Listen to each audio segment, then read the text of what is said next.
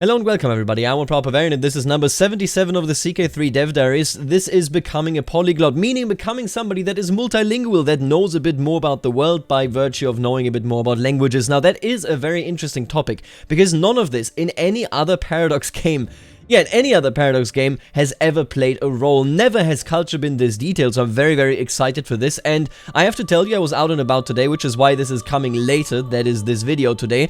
And I have to tell you, when I read this, on my phone, I said to myself, my god, there could be so many really, really cool interactions, schemes, and much, much more, like decisions and so on and so forth, related to language and what language your character knows. I want to present that to you as we go through the Dev Diary. The Dev Diary, of course, doesn't really go into that, but the Dev Diary has a lot of its own content as well. So let's jump into it and then let's have a discussion. I'm really, really excited for this. Quite frankly, it is, can be a significant, improvement over anything that we have had in grand strategy games. Now, as you all know, one of the new cultural pillars each culture has is their native language. Now, what effect does language have? And it's very cool. Languages affect the baseline acceptance between cultures. If two cultures share the same language pillar, they likely like each other better. But that is not all. Characters can also learn additional languages. So why do you want to learn a language? Knowing a language cuts the rather hefty opinion penalties for different culture in half. That is quite good. That is quite good for multicultural empires, no doubt, both for characters and counties. Planning on conquering a foreign kingdom? Start your conquest by mastering their language, making subsequent control of your new subjects just that much easier. The less accepted your culture is, the more impact learning a language will have. This is really neat. So far, when you are hasting and you migrate into a different territory, let's say, Georgia, or Pagan, or Egypt, or wherever, people will just really dislike you, and the only idea that you could have here is either you just generally, accept what the counties demand when they are ready to rebel, or you go on and convert them to Norse, or you go on and convert yourself to the local culture. Now, you can simply say, no, I'm sticking with my culture, because we know hybridization is of course a feature. I'm sticking with my culture, but I will learn your language. And then later on, of course, you can actually hybridize it, and I assume that, when you cut the cultural opinion in half, rather the penalty that you get, that you can have a pretty stable realm, even if you are hasting in, the other half of the world, but all of a sudden, you will be available as a ruler that can rule peacefully. This should also mean that once and for all of these rebellions that you may have in Iberia, you may, I think they nerfed that a bit. I don't think you see that all that drastically anymore, but I do think that this is a really, really significant change to how things would go. Because, essentially, you will be going and you will be able to adapt to where you live. Now, here is basically the learn language scheme. Attempt to learn Sheikh Bahram's Tubu language, improving the attitude of all who speak that language towards you. You can see right here, it's a scheme. You learn the Arabic language if you are successful. There's a language limit. We're going to get to that in a second. He really doesn't like us. We have a 36% chance of success, and it will take roughly 16 years. Because every month there's only a predicted chance of 5%. That honestly, this looks to me like we are not the smartest. We're doing this, but we're having a hard time actually learning this. I wonder where we are here. This must be in North Africa. Learn language is a learning-based scheme where progress and chance of success are primarily derived from how scholarly your character is. This scheme is available to everyone, even young children, who have a vastly increased chance of success progress by virtue of being young, less tired, and having working brains. It is easier to learn languages when you are young, when you are a child. It targets someone who natively speaks the language, having you to try to emulate them.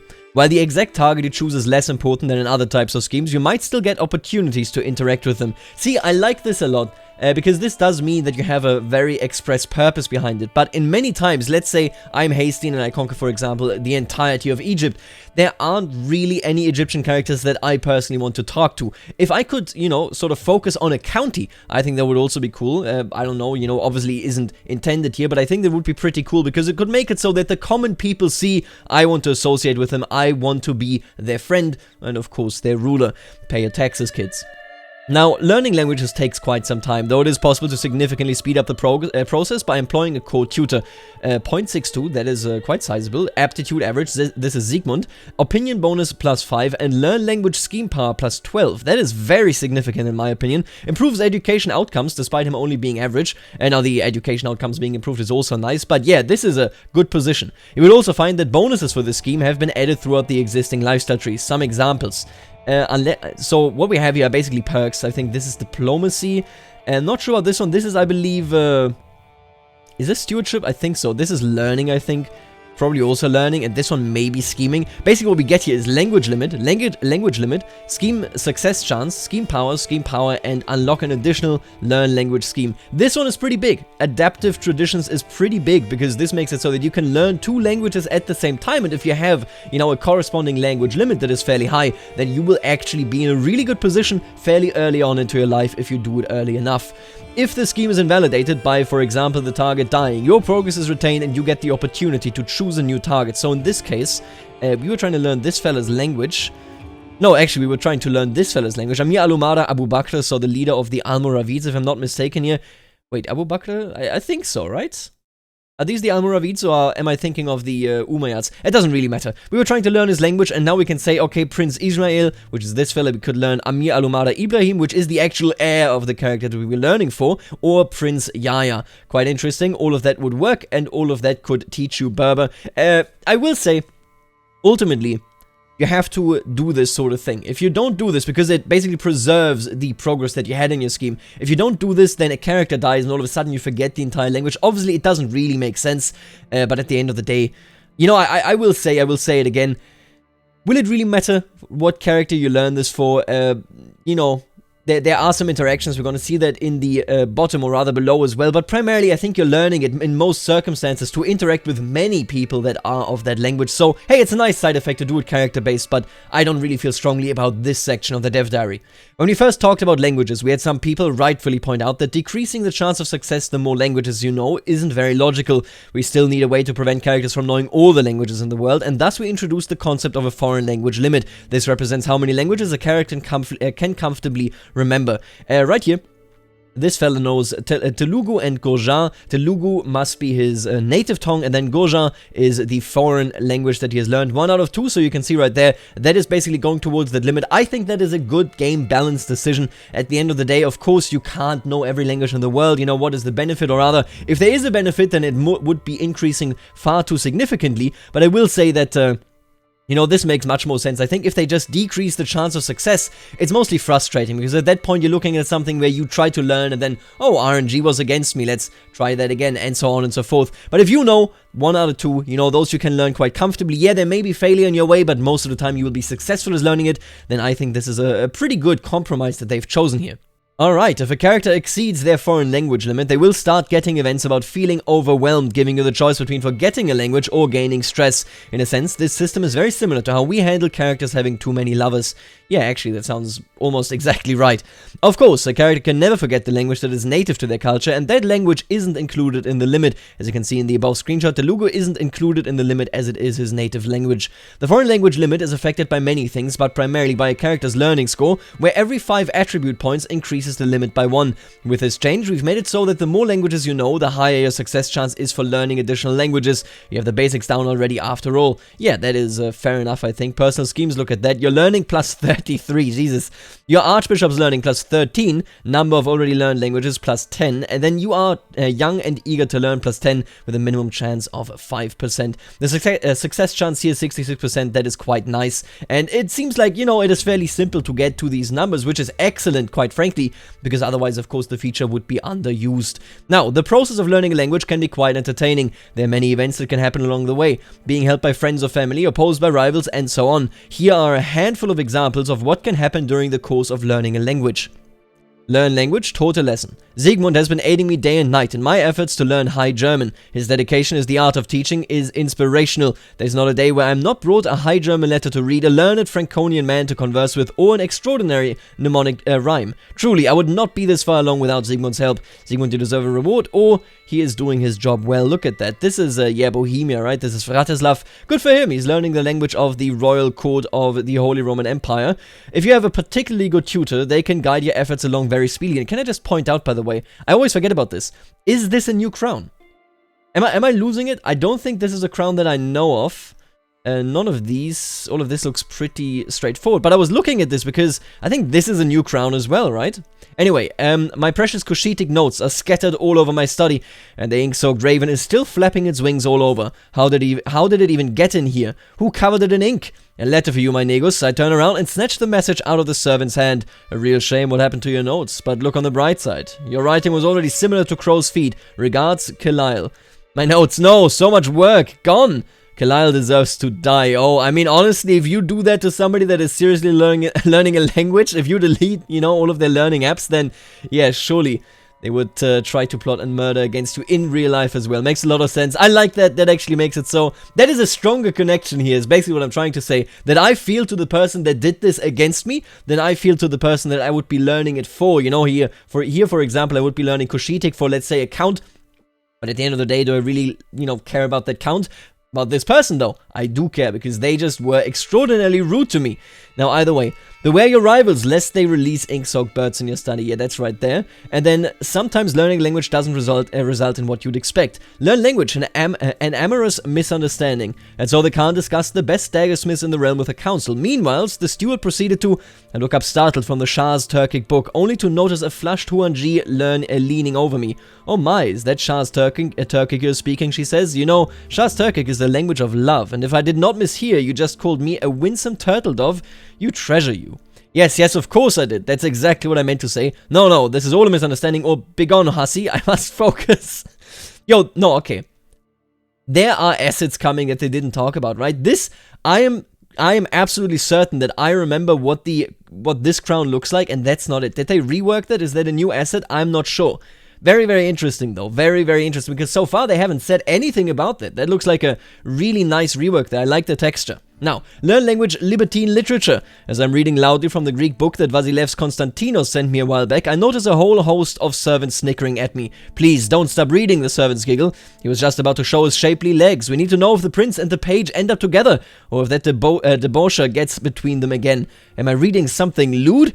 Guards' wounds. Guards, rid me of this blasted book. You dare laugh at me? Flog them all. Oh, that's a good one. Or, oh well, I suppose it is educational in a sense. Well, it's certainly educational in a sense. So basically, Vasilevs Konstantinos sent that to us, and now we here, I believe this is the Bagrazioni, so Armenia, I would guess, dynasty right there. Man, I can't believe that he fooled us. So this must be the person that we are learning this for. Sometimes your target might find your efforts laughable and try to make fun of you. You know, I will say, actually, I want to alter my take on learning a language for a person a bit.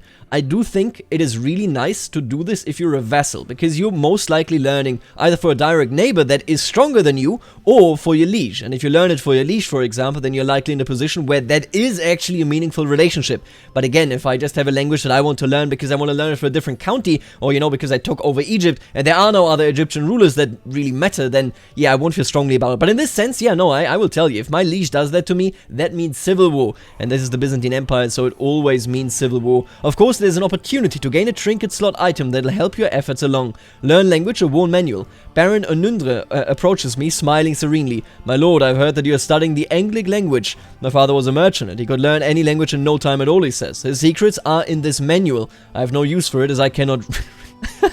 I'm sorry, as I cannot read. I'd part with it for a reasonable sum. Interesting, I'd gladly pay. Perhaps what you're asking for is a bit steep. A fine gift, guards make him hand it over. Or, poppycock, get out of here, charlatan. That is quite nice. A worn language manual, that is definitely something that you want if you go... This is a new crown. No, I'm telling you, yeah, they 100% made new assets. You can't sneak these past me, okay? This is the 1 millionth dev diary of this content, and I'm noticing, finally. You can't sneak it past me 5 million times, okay? I'll learn it the 5 million one. Now, worn language manual, that sounds pretty good. It's a trinket item. So if you equip that, then you would be in a position where you could actually go and learn faster, learn more effectively. I wonder what exactly it does. But yeah, that's pretty cool. Basically, they are learning the language of King Malcolm III, so that is in Scotland. Of course, there's an opportunity, right, we already read that. As learning language isn't secret, sometimes you'll get offers from other rulers to help you for a price. Learn language outside help. It seems as if my studies of the Magyar language has reached the ears of Count Mate. He is a native speaker and is offering to help me in my studies. I ask no more than a token reward for my efforts, Count, he says, pursing his lips. If you'll help, this gold will be yours. A favor for a favor. Oh, you are so selfless, offering to help me for free. What is this? An intrigue challenge. Oh, that is cool. Thank you, but I can manage on my own. You cajole Mate into helping you. He gains opinion of me. So basically, I'm telling you, you're the greatest, you are the most amazing one, just help me. If I fail, though, he loses opinion and I gain stress because I try to fool him, basically. Okay, I get it. That's pretty neat. I like this event. I like this event much, much more, again, than the target. When the scheme completes, you have a chance of success and failure. If you're brave, you might even choose to test your new abilities right away by penning a letter to your target. Learning language success. After lots of hard work, I finally learned the Shah's Turkic language. Endless hours practicing accentuation, sleepless nights mimicking inflection, countless lessons mastering intonation. It was all worth it in the end. During my efforts, I looked to emulate Khan Tato's accent. I'm sure that he would be impressed with my results. And of course, Pechenik peasants now respect me a great deal more. I feel accomplished. Basically just says, okay, I did it. Or perhaps I should send a letter in Shah's Turkic to Tatos. 50%, I impress him. 25 opinion, grows closer to forming a friendship with you. 50% for he makes a mockery out of it. Yeah, no, it looks like I am mocking him. I get it. Okay, he loses 25 opinion, grows larger to forming a rivalry with you, and I still learn the language, of course. Ends my scheme to learn the language. Yeah, I like this as well. Again, if you have somebody that is meaningful, it is debatable in my opinion how meaningful the Pecheniks are to the Byzantine Emperor. Oh, actually, this is Georgia. My apologies. This is the King of Georgia. Even then, how relevant are the Pecheniks really? But at the end of the day, I mean, I understand. Yeah, fair enough. I like it. I like the opportunity here to send a letter for sure. Learn language failure. Well, let's not talk about this, right? After lots of hard work, nothing. It is impossible to learn the High German language. No matter how hard I try, I speak like a barely weaned baby and write like an unlettered blind serf who's missing most of their fingers. Bah, this was a waste of time. I admit defeat. High German is beyond my capabilities. No, I need to start over and do it right this time. Oh yeah, that's a hefty stress cost. 85 stress, that is yeah, I mean 85% of one level of stress. Quite significant. If you abandon it, then you would lose most, or rather all of your progress, and you would have to start anew, but no stress, I guess. But okay. That is a hefty stress penalty, so it is very important that you bring the success chance up as high as you can. Of course, you might find that others are emulating you in their efforts to learn your language. This gives you the opportunity to praise their efforts, or perhaps you'd rather ridicule them. I studied the East Slavic language for many moons. This letter I personally penned using the East Slavic script dedicated to you. A letter of friendship from a speaker of Lechitic, so I assume Lech, that's Poland commonly. I wish for our future well, Lechitic, they would have just said Polish if it was just Polish. I have to assume maybe it's like West Slavs in general, so we're talking Poland, Pomerania, the Zorbs, for example, right? Yeah, that is what I would assume here. I wish for our future diplomatic dealings to benefit us both greatly. His learned East Slavic, impressive. Send my regards. Or, his vain attempt at gaining glory is laughable. You gain 150 prestige. You grow closer to forming a rivalry with King Boleslav II. King Boleslav II loses 25 opinion for you. Okay, fair enough. You can insult them. And that's it for this week. Now, this isn't the only way languages are used in the game. Next week, we'll dive deeper into another use for them, something which ties directly into the mechanics of the Royal Code. I'm very excited to see what that is related to. Now, let me tell you, before we jump to the 1 or 2 dev responses that we have, I would like to bring something up here. For a long time, when we didn't have this really dedicated idea of, you know, what it really means to have a culture in CK3, because, yeah, language and heritage, none of that was really a thing. Yeah, cultural groups generally existed, but that's really it. And now we have these pillars, we have the traditions, and so on and so forth. I thought about it a lot, because you can go and revive Roman culture. You can do that in CK2 as well. But that always just was sort of ridiculous to me. Now, when I say that, what do I really mean? What I mean is, we barely know today, even if you research it, even if you look into it, we barely know on a reasonable level what life was like 500 years in terms of really reconstructing all of it. Yes, we can reconstruct a lot of it from the sources that we have, but if you dive into things such as, you know, trade culture, for example, how market culture in ancient Rome works, and I mean how ancient Rome in general works, then you will find that we know barely anything that is really sustainable. And by that I mean that, for example, the Roman market days and whatnot are really poorly preserved. Roman trade as a whole is incredibly poorly preserved because they wrote on wax tablets, and those are gone. So, the thing about it for me always was that it seems far too easy to revive a culture that you know nothing about. And the same, of course, is true for reviving a language that is associated with that culture, to revive certain behavior and so on and so forth. And I thought, wouldn't it be cool if, let's say, for example, I would like to revive ancient Egyptian, right? To study ancient Egyptian, I would have to go and I would have to know certain languages in the first place, because all sources that at this time we have of ancient Egyptian are probably preserved by, for example, Arab scholars. So I need to know Arabic to read their sources. Otherwise, I would have second-hand sources and it would be god-awful, right? If we have such a mechanic, we could realistically talk about, you know, sort of going into different languages, into different cultures that are no longer spoken, and then being able to revive them by virtue of actually having reconstructed them, at least to a reasonable degree. I am primarily talking here, of course, about stuff like the House of Wisdom in Baghdad that will allow you to go on and, yeah, indeed, you know, read a lot of stuff about just, of course, science and whatnot, but also about history and about foreign cultures. I would also really like it if such things such as, I mean, let's talk artifacts here, right? In CK2, you have certain events that allow you to go and reclaim artifacts of Alexander and so on and so forth. And that is really cool, don't get me wrong here. But how would you really know about them? We're talking about mythical artifacts to a degree, like almost mythical, really, you know. I mean, in CK2, you have Mjolnir, for example, the hammer of Thor that spawns on a random Germanic character.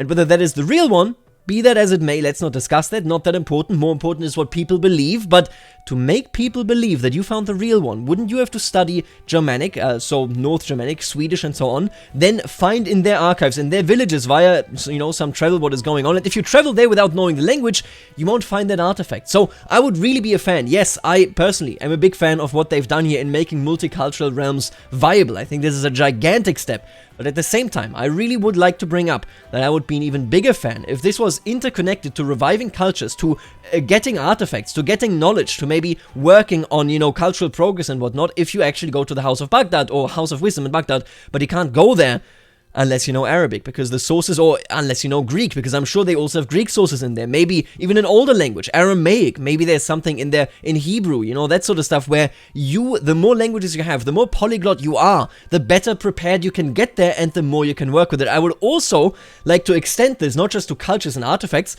What about religions? We have religions such as Zunism, we have religions such as ancient Greek, you know, the Hellenism.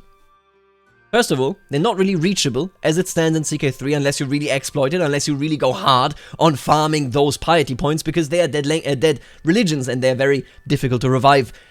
What if you spoke Greek, Latin? What if you spoke Arabic, you know, all that sort of stuff, then went to the House of Wisdom, for example, and started reconstructing things there, or went to temples and went to monasteries and whatnot in Greece and started reconstructing it there, went into the papal archives, you know? I would be a huge fan of these things being implemented, and then you can reasonably go, okay, I, you know, investigated all of this, boom, I can revive Hellenism, boom, I can revive Zunism, I can revive whatever else I can find. I would be a huge fan of that. I will say what we have right here, again, it does change gameplay dramatically from what we see here on paper. Of course, it is always a different topic when it comes to the actual game implementation. But as far as languages are concerned, we are all of a sudden looking at genuine value for your minor core titles. And more importantly, we're looking at genuine value for interaction with other cultures and potentially, they didn't mention that here, but potentially also with hybridization. And apparently, it will also play a big role in your court. So, yeah. I basically just wanted to pitch that. Do let me know what you think in the comments about what I brought forward. Do let me know what you think about it, the dev diary in general. Let's look at the dev responses here. This is by Rager. He also, Rager also wrote the dev diary itself. Has a language map mode been added? No, but it would be nice. We'll consider adding it in the future. There might be more culture-related map modes we'd like to have as well. Yeah. For example, I mean, I can think of, obviously, languages, right? That's a big topic. I assume that you can generally find out somewhere. Oh yeah, it's on the culture screen, right? That is where language is listed, so you could go through it culture by culture, but it would be nice if you just had a general overview. I would also like to see something related to cultural acceptance, cultural heritage, you know, that sort of stuff. I assume that they're surely colored in a general way that already demarks or highlights the sort of cultural heritage that certain cultures have, but I would like that as a map mode as well. Yeah, there's a lot going on there. I do think that that would be a good thing. Sad to hear that they don't have a map mode yet, but it's not really the end of the world if all of that information is available elsewhere. Wards will have a chance of picking up the language of their guardian. Yes, that is really cool. Huge fan of this. I think that is really, really neat. And that's it. Let's see whether we have a new dev response, although I doubt it. Yeah, I refreshed it fairly recently. Let me know what you think. By the way, I didn't cover last week's dev diary because what you're hearing in the background right now was the biggest thing of it. Let me tell you, there will be great music from what we have heard. I mean, you can hear it right now. I'm a big fan of this. I hope that, you know, there are many tracks. That is one of the most important things, but they've really hit it home there, I think, at least the way the dev diary read. The link will be in the description. I didn't cover that, though, because I can't even read notes anymore. I've left high school so long ago, I can't read notes anymore, so yeah. none of, you know, I'm not the best guy to talk about when it comes to music. With that being said though, I thought this was a great dev diary. I think there was a lot of content in there. I have so many ideas for what could additionally be done via languages. Let me know what you think about it. And for the moment, I'll see you later. Alligator.